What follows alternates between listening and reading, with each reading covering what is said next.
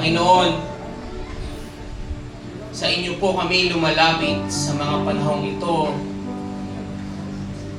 ng pagdadalamhati. Pinipili po naming manalig sa inyong kalakasan sa gitna ng aming kahinaan at kalungkutan. Your word declares that when 2 or 3 are gathered in your name, you are there in their midst. We invite you in your comforting presence tonight. Maghari ka po sa puso ng bawat isa ngayong gabi as we celebrate the life of your daughter, Rosalia Pangilinan Carpio. In Jesus' name we pray. Amen. Amen.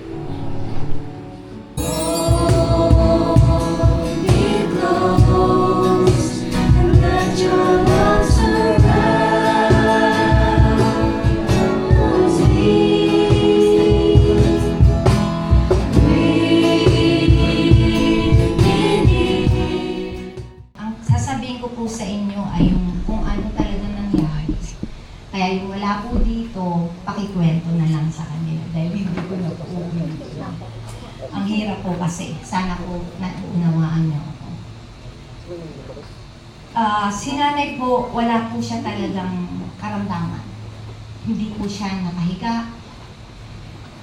Hindi po siya binubuhat, pinaalalayan, pinapaliguan.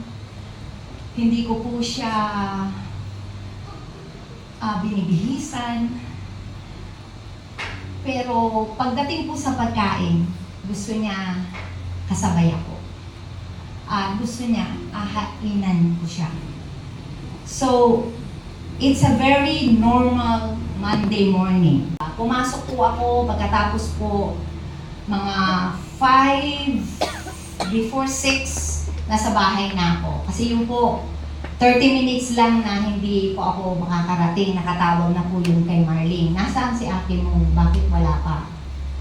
Anong ginagawa ni ate mo? Nasaan siya? Bakit hindi niya ako isinama? That's the very parang mahirap na naraalala ko. Bakit hindi niya ako isinama? So yung araw po na yon, umuwi po ako, hindi naman po ako naggala dahil ang plano namin talaga, kukunin ko siya, dadalhin ko siya sa Costco. Yun ang pangako ko sa kanya. I'll go home, tapos we'll go to Costco. Pagdating ko po ng bahay, nandun siya sa halaman. Itinatali niya yung halaman na nagkukrog. Mahilig kasi siya sa halaman. Basta kahit anong klaseng halaman, hihingin niya from a neighbor or a friend or mga churchmate namin. Sabi ko, Nay, bakit hindi ka pa nakabihis? Kala ko po ba magkokospa tayo? Sabi niya, ay, hindi naman ako nagbibihis, ganito lang ako. Di talaga siya, tumayo na siya, pagtayo niya, pumunta siya ng kwarto. Ang expectation niya, pupunta talaga kami ng Costco. Pero something in me, sabi, bukas na lang. So, nag-prepare ako ng dinner namin. Paglabas niya, alam mo, hirap na hirap ako maglagay ng medyas, sabi niya.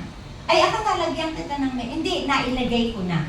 Pero that night, sinabi niya, ang hirap-hirap maglagay. Yung parang hindi siya maka-bend or makayuko or maka-lift ng kanyang paa. Pero nalagay niya, no? Tapos sabi ko, ayan, upo ka na, Nay, meron na tayong dinner, kain ka na. Mupo siya, isang subo. Tumayo at sinabi, ang sakit-sakit nitong right na stomach niya. Right side. Tapos, nawala siya doon sa hapag. Pumunta pala siya sa kwarto. In pain pala siya. Ako naman, nagpunta ako ng kusina. Parang nagbugas ata ako ng plato. Tapos sabi niya, Jerte, alika dito. Pumunta ka dito. Tapos, nakita ko siya talaga in pain. tinawagan ko si Marlene. Sabi ni Marlene, kunin ng BP, yung blood pressure.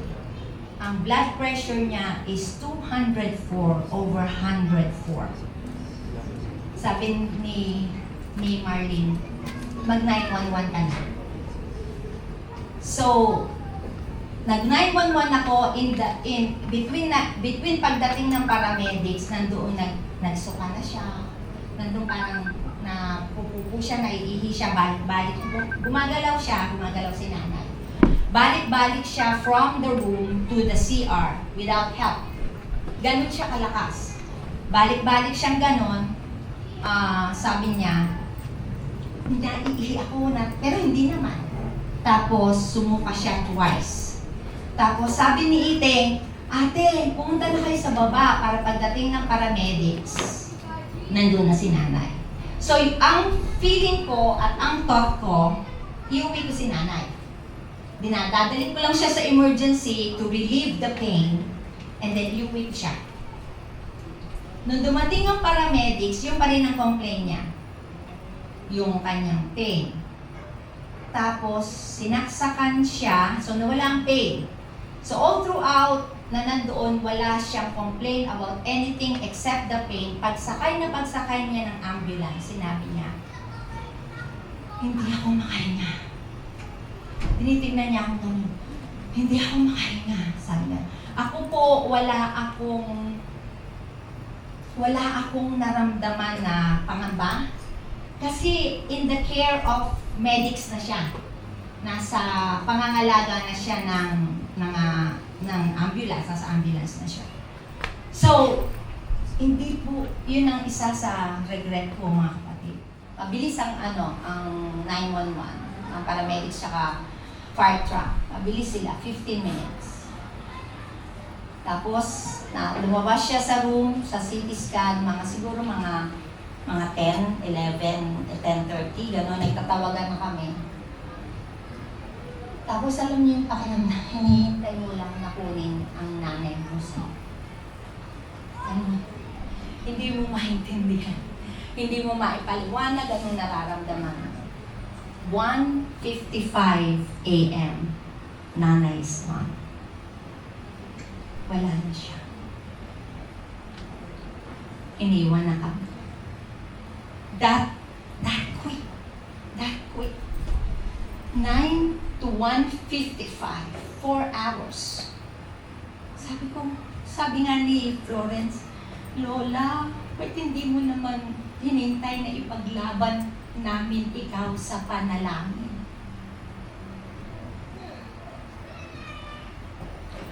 Only God knows. Only the Lord knows why. So, and the rest is what we prepared for. So that's the story. And I cannot relive this one more time. That's it. I'm not gonna tell it again. But this is where my mom wants to be at. To be with you. Gusto niya dito iburol. Dito. Ang buo yung katawan niya. Mahal na mahal ang bagong bayan ni nanay ko. Mahal na mahal nila kayo. Mahal na mahal niya kayo. Mahal na mahal niya kayo. Salamat. Ako anak ni Kasama Arjo. Ako tinatawag na kuya.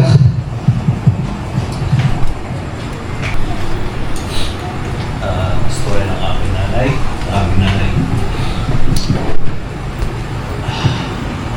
Aking nanay is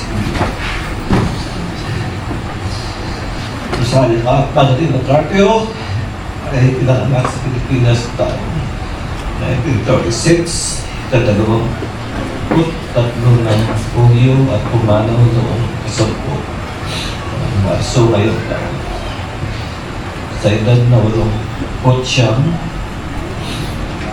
ipagdiriwang pa lang sana namin ang kanyang kasam 19 karawan ngayon natin na Hulyo. Maalala siya bilang isang mabait. At very humble din po si nanay. Napakabagong loob po niya. At very generous din po siya sa ibang tao.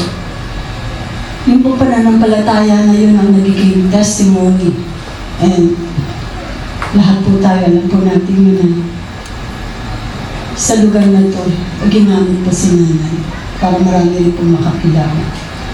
At bilang tagasunod po ng Panginoon, yung tapang niya na yun, ang naging patunay sa lahat na nandito. At sa buong pamilya po namin, sa pamilya po ng Carpio family, and you can see how the Lord bless them also. Yun po ang testimony parati ni nanay. Lahat ng bagay na ito ay hindi dahil sa kakayanan nila o sa kakayanan ng pamilya niya, kundi lahat po ng bagay ay tanging galing po sa Panginoon. Galing sa mga ito. Good evening po. Ako po si Jemima. Anak po ni Mama Jerty at ako po ni Lola Nanay, Lola Rosie.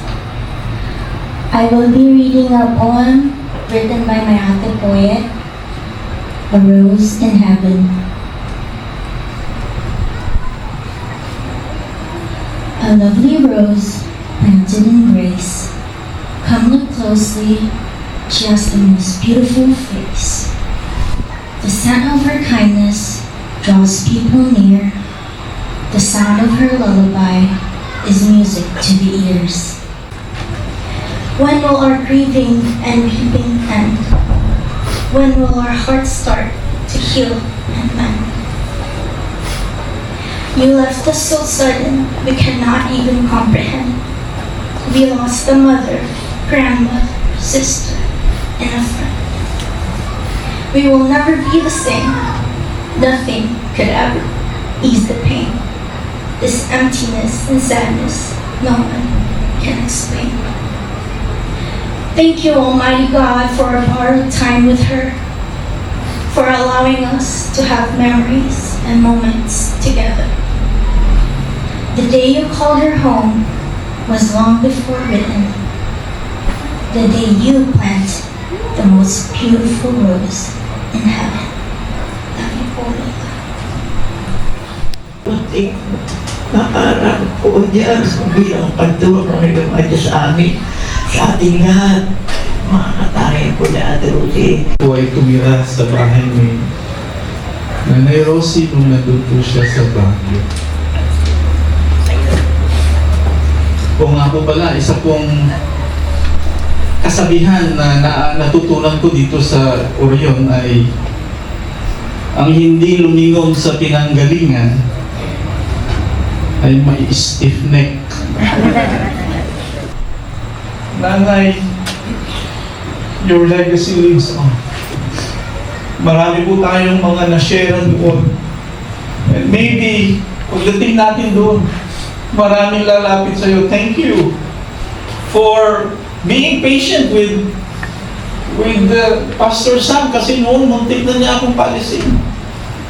Akalain niyo ba naman, isang gabi, tinawag ko yung mga bata, mga first year college. Bili kayo ng beer at maglasingan tayo. Naglasingan kami. Kasama ka dun, Brother Ronnie. Huli. Tinawag ko, papalisin ko na ba ito? But I think Sister Edna said, huwag muna. Bigyan pa natin ng pagkakataon. And that chance na binigay sa akin ni Lord, ginamit ng Panginoon para ako yung mag-decide. Ibigay ang buhay ko sa Kanya at magsilbi sa Kanya. Nanay Rosie, your life lives on in my family. And as a matter of fact, our first son also decided to serve the Lord. Amen. Nagtapos din siya as engineer, but he decided to follow the Lord. It's an honor na maging part din ako sa inyo as a family at Carpio Pangilinan family. So, lagi niyang sinasabi, may anak akong missionary. Lots of burdens, but she exchanged her burden to his burden that is light. And not only did she exchange her burdens to Jesus, she also understood the ways of the Lord and learned from him. And not only was that what she accepted from Jesus, she truly accepted the Lord Jesus Christ. That today, I can guarantee that she is in heaven today. Dahil po, si Kristo ay nasa puso, nasa buhay. That's the truth. This is a testimony that God has given us eternal life, and this life is in His Son. He who has the Son has life, and he who does not have the Son does not have life. Give thanks.